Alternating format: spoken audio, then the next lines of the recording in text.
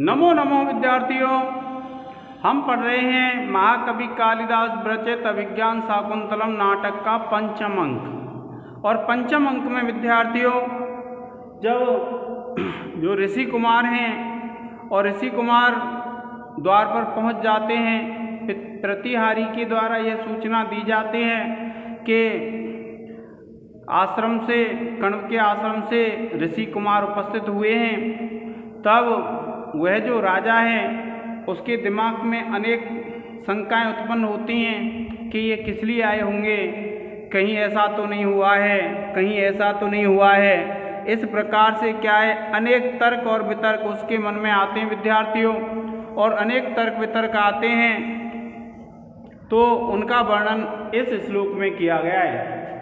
देखिए क्या कहता है राजा दुष्यंत का कथन है विद्यार्थियों। ये जब आप प्रसंग लिखते हैं तो आपको इस चीज़ की बहुत आवश्यकता पड़ती है कि यह कथन किसका है। तो देखिए, किम तावत व्रतेनाम कोड तपसाम विघ्नैस्तपो दूषितम धर्मारण्य चरेषु केनचितोत प्राणिस्व अचेष्टितम आहोस्वित प्रसवो मम अपचरितय विष्टम्बितो विरुद्धम इत्यारूढ़ बहुप्रतर्क मम अपरिच्छेदाकुलम मे मनः।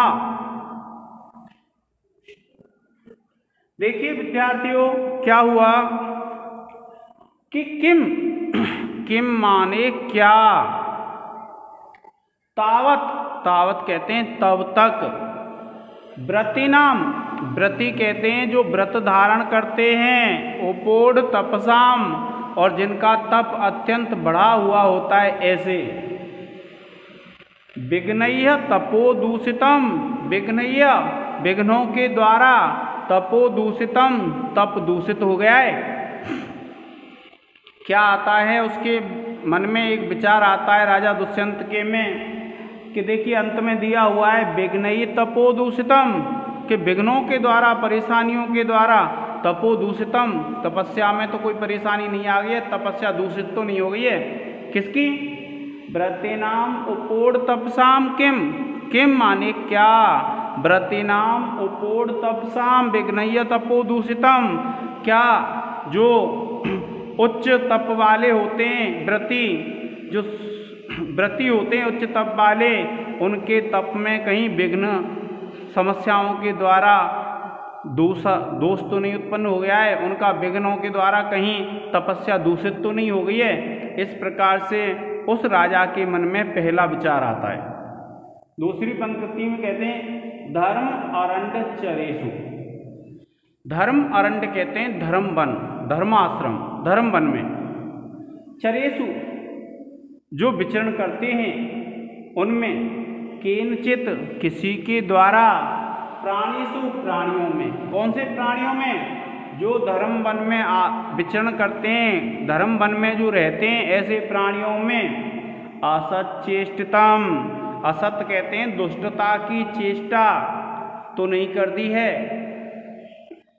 क्या बताया कि केनचित माने किसी के द्वारा, कि जो धर्म वन में निवास करने वाले होते हैं प्राणी, उनके साथ दुर्जनता का व्यवहार तो नहीं किया है। देखिए अंत में दिया हुआ है असत चेष्टितम, कि ऐसे जो धर्म वन में रहने वाले प्राणी होते हैं उनके साथ किसी ने असत आचरण तो नहीं किया है, असत चेष्टा तो नहीं की है। और फिर देखिए तीसरी पंक्ति में कहता है आहोस्वित अथवा प्रसवो मम अवचरितय, कि प्रसव माने उत्पत्ति, मम अपचरितय मेरे गलत कार्यों के द्वारा, विष्टम्बितो वीरुधाम, कि विष्टम्बित रुक तो नहीं गई है वीरुधाम लताओं की। क्या कहता राजा कि आहोस्वित प्रसवो मम अपचरितय, कि अथवा मेरे गलत कार्यों के द्वारा, मेरे अपचरित के द्वारा, मेरे गलत आचरण के द्वारा, वीरुधाम जो लताएं होती हैं, वीरुधाम कहते हैं उनको, विष्टम्बितो प्रसव, कि उन्होंने प्रसव करना तो नहीं छोड़ दिया है। मतलब यह इसका कि जो फूल पत्ती आना आदि, फल फूल आना आदि बंद तो नहीं हो गया है लताओं पर मेरे किसी गलत कार्य से। और इत आरूढ़ बहुत रकम, इस प्रकार से चढ़े हुए उत्पन्न हुए अनेक तर्कों को अपरिच्छेद आकुलम में मनः, संशय का निवारण नहीं कर पाने से आकुलम में मनः, और मेरा मन है वो कैसा हो रहा है, व्याकुल हो रहा है। यह राजा का कथन है, क्योंकि ऋषि कुमार आए हैं तो उसके मन में अनेक शंकाएं आ रही हैं। क्यों आए होंगे ऋषि कुमार? तो क्या कहता है कि क्या ऐसा तो नहीं है, पहली पंक्ति में कहा है कि जो तपस्वी व्यक्ति हैं उनके तप को विघ्नों ने दूषित कर दिया हो। फिर दूसरे में कहता है कि जो धर्म वन में निवास करने वाले जो प्राणी होते हैं, कहीं उनके साथ किसी ने गलत आचरण तो नहीं किया है। और तीसरे में कहता है कि कहीं मुझसे कोई गलत आचरण तो नहीं हो गया जिससे लताओं ने फूल पत्ती आदि प्रसव करना बंद कर दिया हो। और फिर क्या कहता है, इस प्रकार से अनेक तर्कों से युक्त जो मेरा मन है, संशय का निर्णय न होने के कारण अत्यंत व्याकुल है, परेशान है। देखिए कि तो क्या, राजा कहता है तो क्या अत्यधिक उच्च तप करने वाले व्रती तपस्वियों का तप विघ्नों से दूषित हो गया है, अथवा तपोवन में विचरण करने वाले जीवों पर किसी ने अनुचित चेष्टा की है, अथवा मेरे कुकृत्यों से लताओं का फलना फूलना रुक गया है। इस प्रकार अनेक शंकाओं से व्याप्त मेरा मन कुछ निर्णय न करने के कारण परेशान है। तो देखिए विद्यार्थियों, इस प्रकार से वह जो राजा है अपने मन में अनेक तर्क वितर्क करता है और फिर इस बात के लिए कहता है। देखिए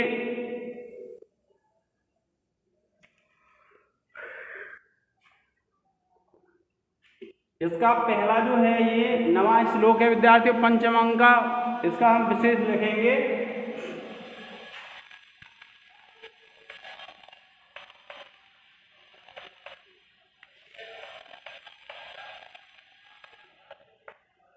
देखिए 1 2 3 4 5 6 7 8 9 10 11 12 13 14 15 16 17 18 19 और 19 वर्ण का कौन सा होता है विद्यार्थियों हमारे सिलेबस में? शार्दूल विक्रीडतम। तो आप लिखेंगे इस पद्य में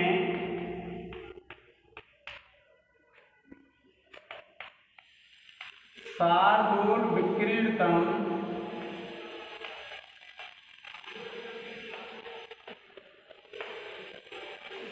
इसको रेखांकित कर देंगे और फिर लिख देंगे छंद है।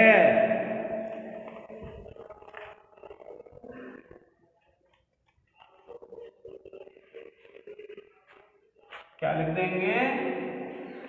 छंद है। और देखिए दूसरा पॉइंट लिखेंगे आप इसमें, क्या लिखेंगे विद्यार्थियों? इस पद्य में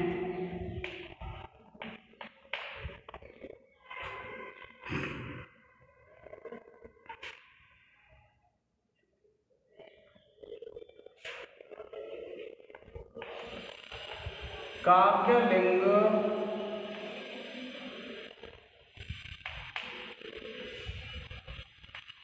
अलंकार है।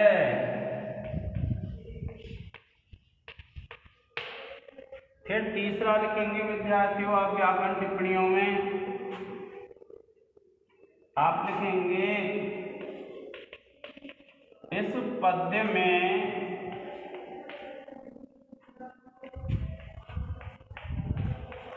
पांचाली रीति है। और फिर लिखेंगे आप इस पद्य में प्रसाद गुण है।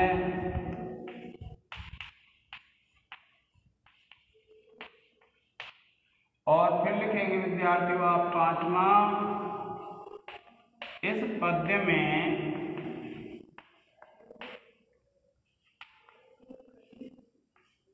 वीर रस है। अब देखिए हम लिखेंगे व्याकरण टिप्पणी। क्या लिखेंगे? व्याकरण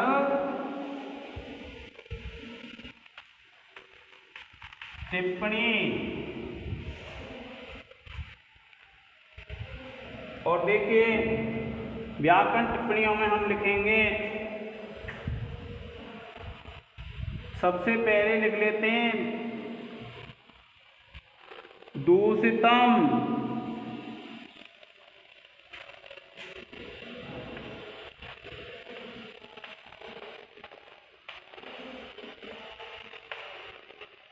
आप लिखेंगे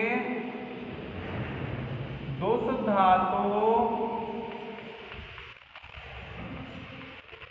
ऋच प्रत्यय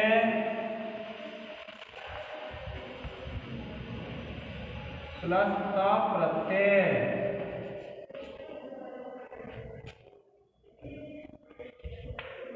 उसके बाद दूसरा लिखेंगे प्रसव।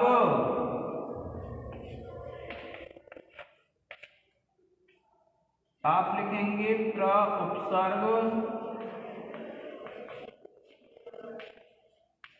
सु धातु प्लस अप प्रत्यय।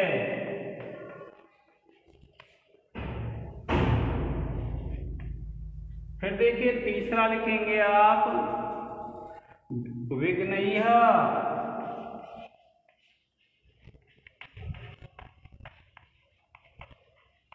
विघ्नस्तपो आप लिख देंगे विघ्नयः प्लस तपो, और आपकी हो जाएगी इसमें विसर्ग संधि।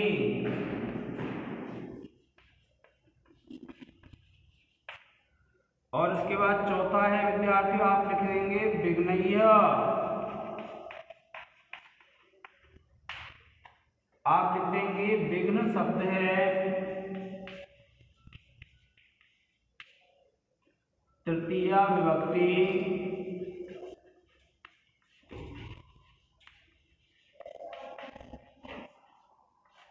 बहुवचन।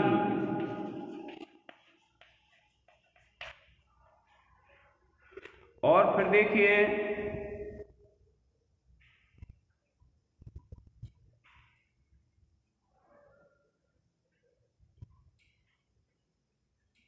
पांचवा है प्राणे स्व असचेष्टितम।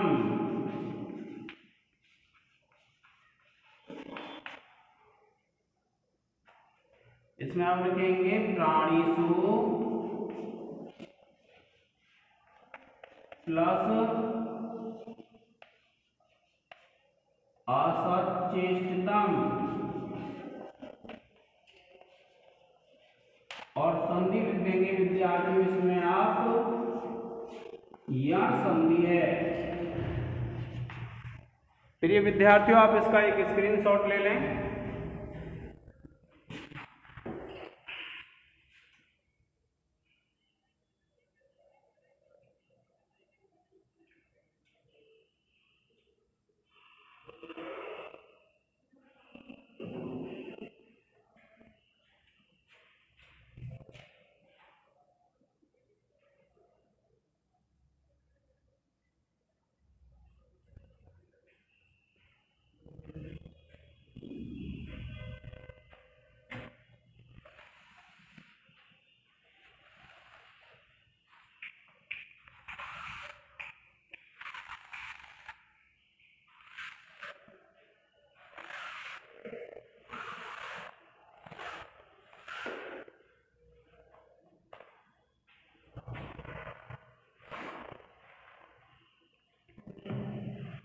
अब देखिए विद्यार्थियों कि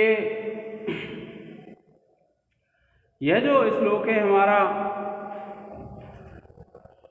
और यह श्लोक क्या है कि सारंगरव और शारदत्त और गौतमी ये तीन व्यक्ति उस शकुंतला को लेकर के राजा दुष्यंत के दरबार में उपस्थित होते हैं हस्तिनापुर में। राजा दुष्यंत हस्तिनापुर का राजा है और वहाँ पर जब ये उपस्थित होते हैं तब की स्थिति है विद्यार्थियों। ये देखिए क्या कहते हैं, महाभागः कामं नरपतेरभिन्न स्थितः असौ न कश्चित् वर्णानाम् अपथम अपकृष्टोऽपि भजते तथापि इदं सत्सत् परिचित विविक्तेन मनसा जनाकीर्णं मन्ये हुतवहं परितं गिरहम् एव। कि जो सारंग्रव है, सारंग्रव कहता है सारद्वत से, क्योंकि वहाँ पर विद्यार्थियों सारंग्रव और सारद्वत दो पात्र हैं जो ऋषि कण्व के शिष्य हैं। कई बार प्रश्न पूछ लिया जाता है कि शकुंतला को छोड़ने कौन कौन गए थे, तो आप ध्यान रखेंगे कि दो तो शिष्य थे ऋषि कश्यप के, एक तो सारंग्रव और एक सारद्वत, और एक वृद्ध तपस्विनी थी जिसका नाम क्या है, गौतमी। तो ये जो सारंग्रव है सारद्वत से कहता है कि देखो सारद्वत, महाभागः कामम नरपतेः अभिन्न स्थिति है असौ। कि महाभागः कामम, कामम कहते हैं भले ही, महाभागः महान भाग्यशाली है, नरपति यह जो राजा है। क्या कहता है सारंग्रव सारद्वत से कहता है कि महाभागः कामम, कामम माने भले ही, महाभागः यह महान भाग्यशाली है, नरपति यह जो राजा, और अभिन्न स्थिति असौ, और इसकी जो स्थिति है वो कैसी है, अभिन्न है, अर्थात इसकी स्थिति स्थिर है। क्या कहा, भले ही ये अत्यंत भाग्यशाली है और भले ही इसकी स्थिति कैसी है, अभिन्न है, इसकी स्थिति में कोई विचलन नहीं होता है, स्थिर नियमों वाला है। और न कश्चित, न माने नहीं, कश्चित माने कोई, वर्णानाम अपथम अपकृष्टो भजति, कि जो चार वर्ण होते हैं ब्राह्मण क्षत्रिय वैश्य और शूद्र, तो क्या कहता है, न कश्चित माने न कोई, वर्णानाम अपथम अपकृष्टोपि भजते, कि भले ही कोई व्यक्ति अपथ का चालन नहीं करता है, गलत रास्ते पर नहीं चलता है। और तथापि इदम सस्वत, कि तथापि इदम, तथापि फिर भी, इदम माने यह, सस्वत परिचित विविक्तेन मनसा, क्योंकि मेरा जो मन है वो एकांत परिचय से अभ्यस्त है, मुझे क्या है, एकांत में रहने की आदत है, इसलिए जनाकीर्णम, मनुष्यों से जो भरा हुआ है, ऐसे मन्ये मानता हूँ, हो तो वह परितम गृहम एव, कि अग्नि से भरे हुए, जिस घर में अग्नि लग गई हो ऐसे घर के समान मैं इस राजमहल को समझ रहा हूँ। जो सारंग्रव है विद्यार्थियों, वह सारद्वत से कहता है कि हे सारद्वत, भले ही यह राजा अत्यंत भाग्यशाली है और इसके राज्य में स्थिति स्थिर रहती है, कोई भी विघ्न नहीं आता है, भले ही इसके राज्य में सभी वर्ण अपने अपने कार्यों को नियम से करते हैं, तथापि फिर भी मुझे क्या एकांत में रहने की आदत है, इसलिए मैं एकांत में रहने के मन के द्वारा इस मनुष्यों से भरे हुए इस महल को आग से लगे हुए घर के समान समझ रहा हूँ। क्योंकि वह जो सारंग्रव है वहाँ आश्रम में रहता है, आश्रम में भीड़ भाड़ नहीं होती है, और आश्रम में जब एकांत रहता है तो वह जो शिष्य है अब कहाँ आ गया है, भीड़ वाले स्थान पे, और भीड़ वाले स्थान पे आकर के वह क्या कहता है कि मैं ऐसा समझ रहा हूँ, मुझे ऐसा प्रतीत हो रहा है। कैसा प्रतीत हो रहा है कि मैं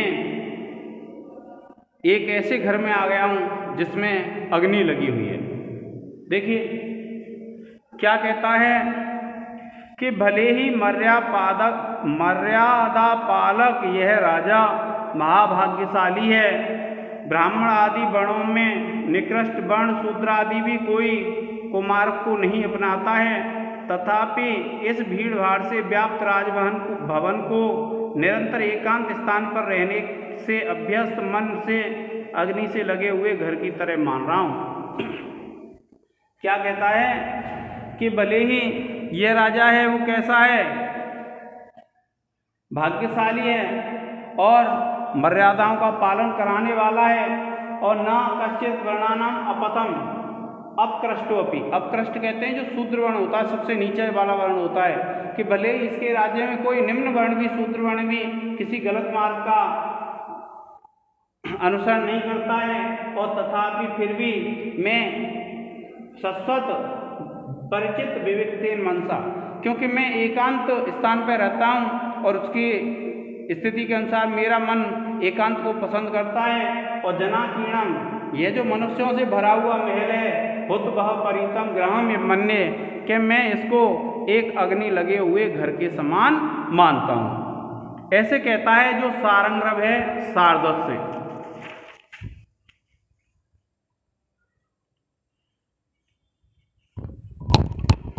अब देखिए विद्यार्थियों,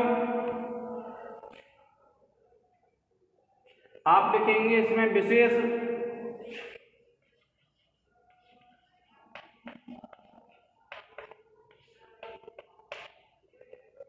विशेष में देखिए 1 2 3 4 5 6 7 8 9 10 11 12 13 14 15 16 17 वर्ण का विद्यार्थियों इसमें सिखानी है। वैसे तो 17 वर्ण के 3 हैं हमारी सिलेबस में, किंतु क्या है ये सिखानी है, क्योंकि पहला जो है वो क्या है, यगण है विद्यार्थियों। देखिए नंबर 1 डाल के लिखेंगे, इस पद्य में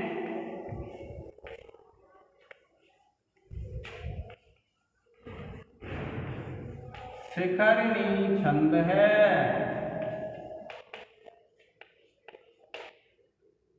इसको रेखांकित कर देंगे। फिर दूसरा लिखेंगे विद्यार्थियों, इस पद्य में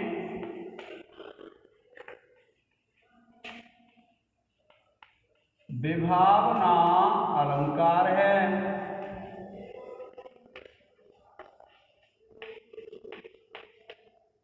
इसको भी रेखांकित कर देंगे। फिर तीसरा लिखेंगे,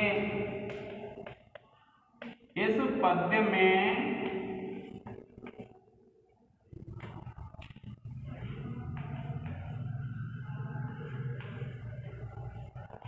वैदर्भी रीति है।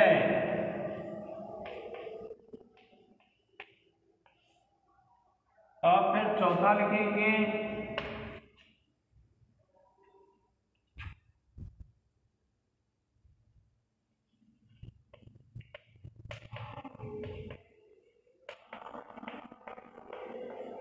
इस पद्य में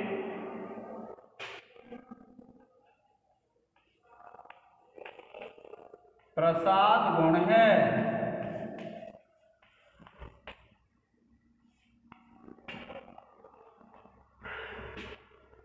अब देखिए आप लिख लेंगे,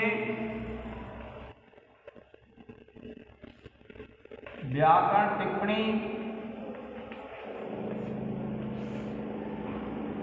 और व्याकरण टिप्पणी में लिखेंगे विद्यार्थियों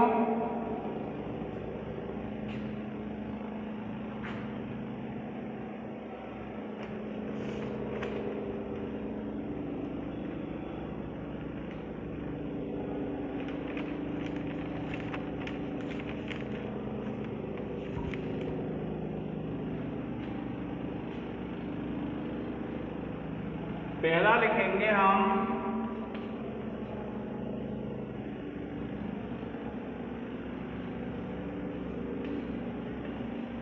परितम। इसमें आप लिखेंगे परे उपसर्ग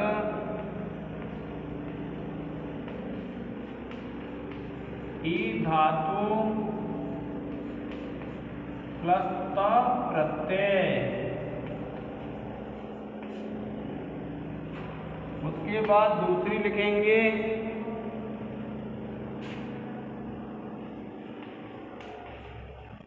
अभिन्न। तो आप लिखेंगे ना भेद धातु त प्रत्यय। और फिर देखिए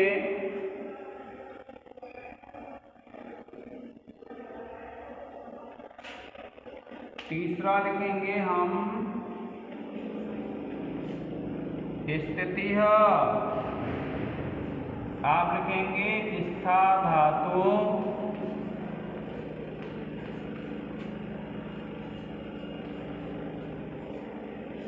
कितन प्रत्यय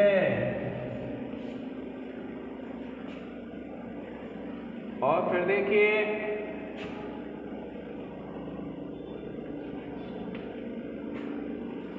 आप लिखेंगे असौ, आप लिखेंगे अतस शब्द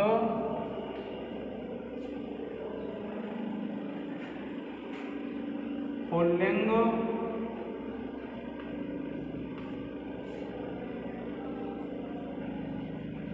प्रथमा विभक्ति एकवचन।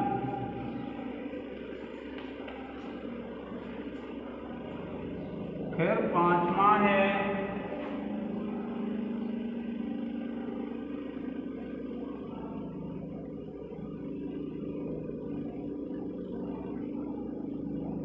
तथापीदम,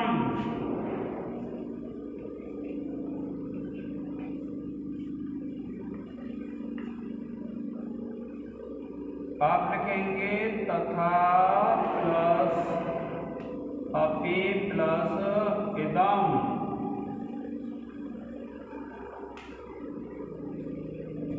आप लिख देंगे विद्यार्थियों दीर्घ संधि।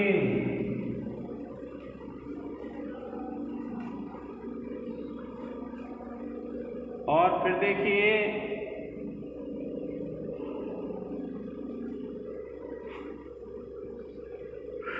मनसा,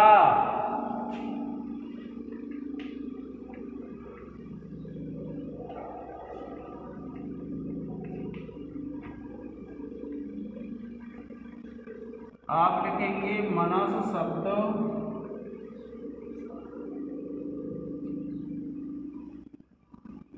तृतीया विभक्ति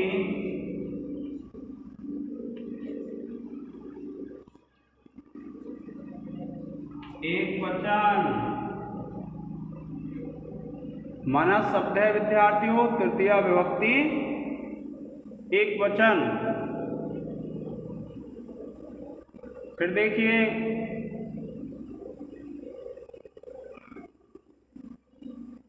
अपकृष्टो अपि,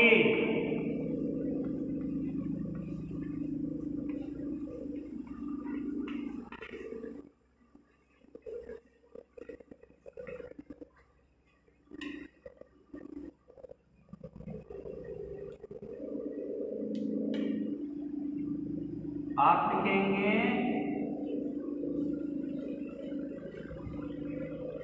अपकृष्टो प्लस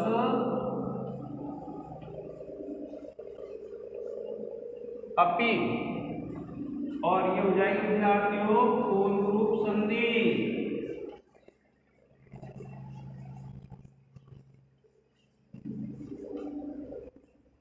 और फिर देखिए भजते,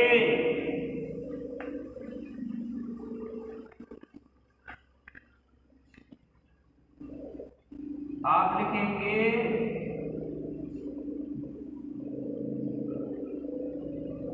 भज धातु लट लकार प्रथम पुरुष एकवचन। प्रिय विद्यार्थियों आप इसका एक स्क्रीनशॉट ले लें।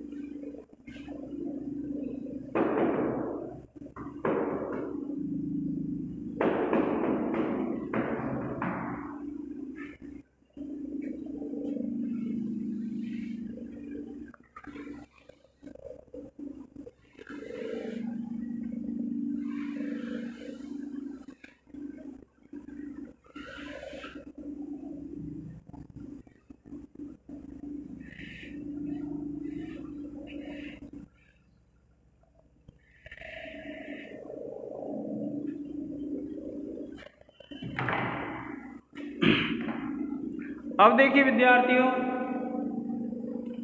हम क्या करते हैं, ये जो 12वां श्लोक है इसको पढ़ेंगे, और यह जो 12वां श्लोक है विद्यार्थियों वह किसका है, सारंगरव का है।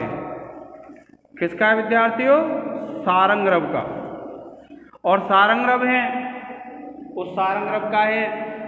अब देखिए सारंगरव क्या कहता है कि भवन्ति नम्रास्तर्वः फलागमय्य नवाम्बुभिर् दूरविलम्बिनो घनाः अनुद्धता सत्पुरुषाः समृद्धिव्य स्वभावैवैष परोपकारिणाम्। देखिए क्या कहता है जो सारंगरव है, सारंगरव का कथन है विद्यार्थियों ये। और सारंगरव क्या कहता है इसमें कि भवन्ति नम्रास्तर्वः फलागमय्य, क्या कहता है, भवन्ति नम्रास्तर्वः फलागमय्य, कि भवन्ति माने हो जाते हैं, नम्राः माने नम्र, तरवः माने तरु वृक्ष, फलागमय्य कि जब वृक्षों पर फल आ जाते हैं तो वे नम्र हो जाते हैं, झुक जाते हैं। क्या कह रहा है सारंगरव कि जब वृक्षों पर फल आ जाते हैं तो वृक्ष झुक जाते हैं, पहली पंक्ति है। और नव अम्बुभिः दूरविलम्बिनो घनाः, कि नव अम्बुभिः नए नए जल के द्वारा, दूरविलम्बिनो घनाः कि जो बादल हैं वे नीचे झुक जाते हैं। कि जब बादल में पानी भरा हुआ होता है और बादल पानी से भरा हुआ होता है तो वह बादल भी क्या है, नीचे झुक जाता है। क्या बताया, नव अम्बुभिः दूरविलम्बिनो घनाः, कि जब नया नया बादल होता है उसमें जल भरा हुआ होता है तो वह बादल भी क्या है, झुक जाते हैं। और अनुद्धताः सत्पुरुषाः समृद्धिव्य, कि अनुद्धताः उद्धत नहीं होते हैं, उद्दंड नहीं होते हैं, सत्पुरुषाः सज्जन व्यक्ति, समृद्धिव्य, कि जब सज्जन व्यक्तियों पर समृद्धि आ जाती हैं तो वे कभी भी उद्दंड नहीं होते हैं, उद्धत नहीं होते हैं। और स्वभाव एवैष परोपकारिणाम्, कि जो परोपकारी व्यक्ति होते हैं उनका तो यह स्वभाव ही होता है। क्या कहते हैं, स्वभाव एवैष परोपकारिणाम्, कि यह परोपकारी व्यक्तियों का स्वभाव ही रहता है। क्या कहा कि जो परोपकारी व्यक्ति होते हैं, जो हमेशा परोपकार करने वाले होते हैं, उनका तो यह स्वभाव ही होता है। क्या कह रहा है सारंगरव कि भवन्ति नम्रास्तर्वः फलागमय्य, कि जब वृक्षों पर फल आ जाते हैं तो वृक्ष झुक जाते हैं। फिर कहता है नव अम्बुभिः दूरविलम्बिनो घनाः, कि जब नया बादल होता है उसमें जल भरा हुआ होता है तो जल से जो परिपूर्ण बादल होते हैं वो झुक जाते हैं। और अनुद्धता सत्पुरुषाः समृद्धिव्य, और जो सज्जन व्यक्ति होते हैं उन पे जब समृद्धि आ जाती हैं तो वह भी क्या है, नम्र रहते हैं, उद्दंड नहीं होते हैं। और स्वभाव एवैष परोपकारिणाम्, कि जो व्यक्ति परोपकारी होते हैं उनका यह स्वभाव ही होता है। इस प्रकार से क्या है विद्यार्थियों, जो सारंगरव है वह सारद्वत से कह रहा है। देखिए क्या कहते हैं, वृक्ष फल आने पर झुक जाते हैं, बादल नवीन जल से अत्यधिक नीचे लटक जाते हैं, और सज्जन पुरुष संपत्तियों से विनाशशील होते हैं। सज्जन पुरुष संपत्तियों से विनयशील होते हैं, और अतः परोपकारियों का यह स्वभाव होता है। क्या बताया विद्यार्थियों कि जो परोपकारी व्यक्ति होते हैं उनका तो यह स्वभाव होता है। कौन सा स्वभाव होता है, ऐसा। अब देखिए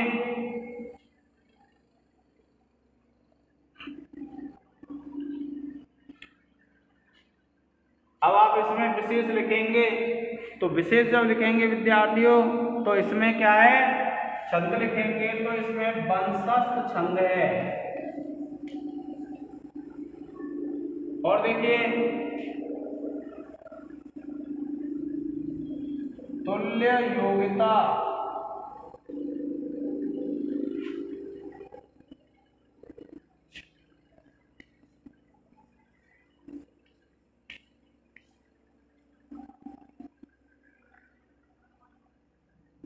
तुल्य योग्यता अलंकार है विद्यार्थियों, वैदर्भी रीति है और प्रसाद गुण है। अब देखिए व्याकरण टिप्पणी में लिखेंगे आप, देखिए पहला है, मान लीजिए हम लिखते हैं भवंती, आप लिखेंगे भू धातु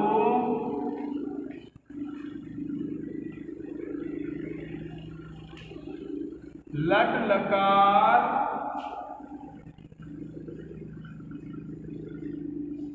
प्रथम पुरुष बहुवचन।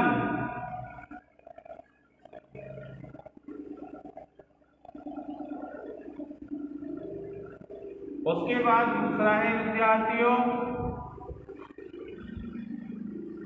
नम्रास्तरवः,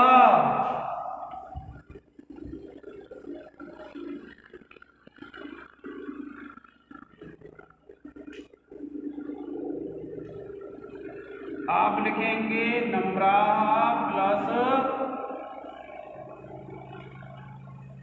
तरवः, और ये हो जाएगी विद्यार्थियों विसर्ग संधि।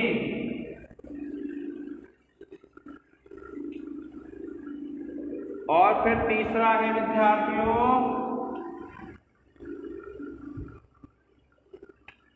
फलागमयी,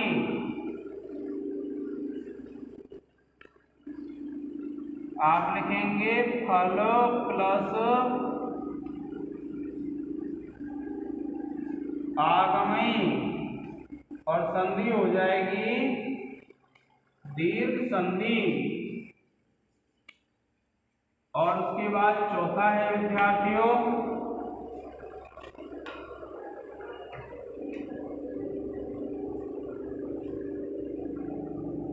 घनाः,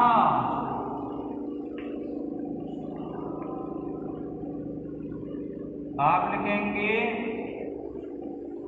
घन शब्द प्रथमा विभक्ति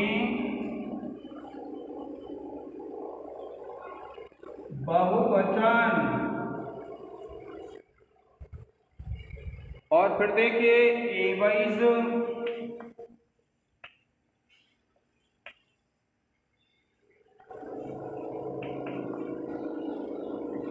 आप लिखेंगे एव प्लस एस, और आप लिख देंगे वृद्धि संधि।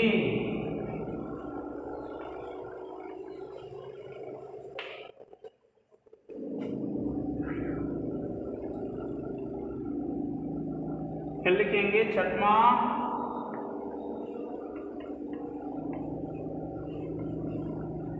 समृद्धि भी है, आप लिखेंगे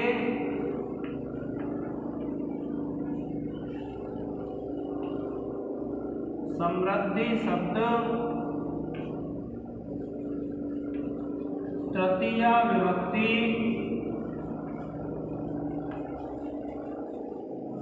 बहुवचन। प्रिय विद्यार्थियों, आप इसका एक स्क्रीनशॉट ले लें।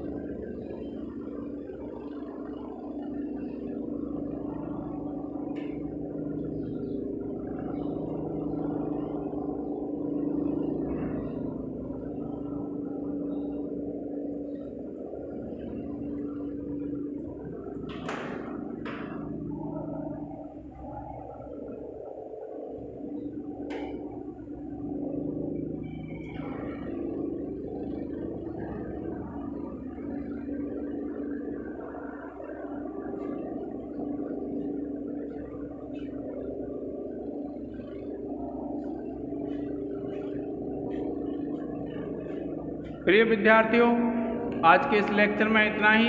धन्यवाद।